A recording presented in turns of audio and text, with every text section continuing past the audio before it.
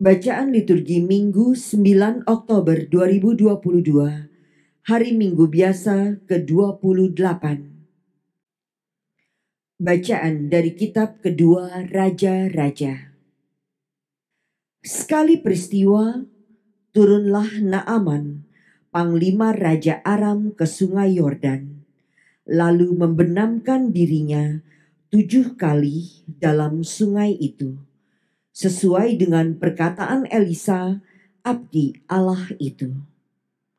Lalu pulihlah tubuhnya kembali seperti tubuh seorang anak, dan ia menjadi tahir. Kemudian kembalilah ia dengan seluruh pasukannya kepada abdi Allah itu. Sesampai di sana, majulah ia ke depan Elisa dan berkata, "Sekarang aku tahu bahwa di seluruh bumi tidak ada Allah kecuali di Israel. Karena itu terimalah kiranya suatu pemberian dari hambamu ini." Tetapi Elisa menjawab, "Demi Tuhan yang hidup, yang aku layani, aku tidak akan menerima apa-apa." Walaupun Naaman mendesaknya, Elisa tetap tidak mau menerima sesuatu. Akhirnya berkatalah Naaman, "Jikalau demikian, berikanlah kepada hambamu ini tanah sebanyak dapat diangkut oleh sepasang bagal. Sebab hambamu ini tidak lagi akan mempersembahkan kurban bakaran atau kurban sembelihan kepada Allah lain, kecuali kepada Tuhan." Demikianlah sabda Tuhan. Syukur kepada Allah. Tuhan telah menyatakan keselamatan yang datang daripadanya di hadapan para bangsa. Tuhan telah menyatakan keselamatan yang datang daripadanya di hadapan para bangsa. Nyanyikanlah lagu baru bagi Tuhan, sebab Ia telah melakukan karya-karya yang ajaib. Keselamatan telah dikerjakan oleh tangan kanannya, oleh lengannya yang kudus. Tuhan telah menyatakan keselamatan yang datang daripadanya di hadapan para bangsa. Tuhan telah memperkenalkan keselamatan yang datang daripadanya. Ia telah menyatakan keadilannya di hadapan para bangsa. Ia ingat akan kasih dan kesetiaannya terhadap kaum Israel. Tuhan telah menyatakan keselamatan yang datang daripadanya di hadapan para bangsa. Segala ujung bumi telah melihat keselamatan yang datang dari Allah kita. Bersorak-sorailah bagi Tuhan, hai seluruh bumi. Bergembiralah dan bermasmurlah.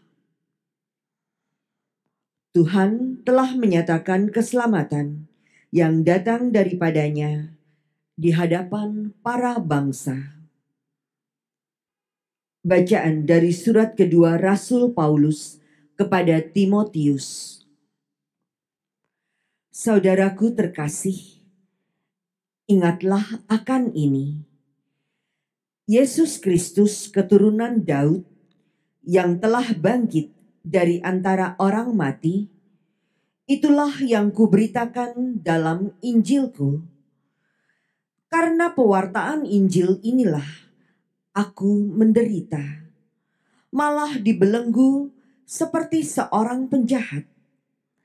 Tetapi sabda Allah tidak terbelenggu. Karena itu aku sabar menanggung semuanya itu bagi orang-orang pilihan Allah, supaya mereka pun memperoleh keselamatan dalam Kristus Yesus dengan kemuliaan yang kekal. Benarlah sabda ini. Jika kita mati dengan Kristus, kita pun akan hidup dengan Dia. Jika kita bertekun, kita pun akan ikut memerintah dengan Dia. Jika kita menyangkal Dia, Dia pun akan menyangkal kita. Jika kita tidak setia, Dia tetap setia, karena Dia tidak dapat menyangkal dirinya. Demikianlah sabda Tuhan. Syukur kepada Allah. Haleluya, haleluya, haleluya. Bersyukurlah dalam segala hal, sebab itulah yang dikehendaki Allah bagimu dalam Kristus Yesus. Haleluya, haleluya, haleluya.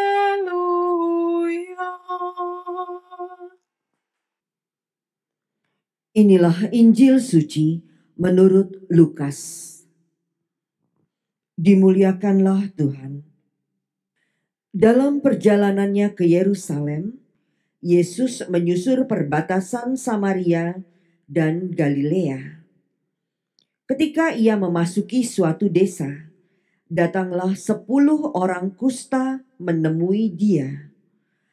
Mereka tinggal berdiri agak jauh dan berteriak, "Yesus, Guru, kasihanilah kami." Yesus lalu memandang mereka dan berkata, "Pergilah, perlihatkanlah dirimu kepada imam-imam." Dan sementara dalam perjalanan, mereka menjadi tahir. Seorang di antara mereka ketika melihat bahwa ia telah sembuh, kembali sambil memuliakan Allah dengan suara nyaring, lalu tersungkur di depan kaki Yesus dan mengucap syukur kepadanya. Orang itu seorang Samaria. Lalu Yesus berkata, "Bukankah ke-10 orang tadi semuanya telah menjadi tahir? Di manakah yang 9 orang itu? Tidak adakah di antara mereka yang kembali untuk memuliakan Allah selain orang asing ini?" Lalu ia berkata kepada orang itu, "Berdirilah dan pergilah. Imanmu telah menyelamatkan engkau." Demikianlah sabda Tuhan. Terpujilah Kristus.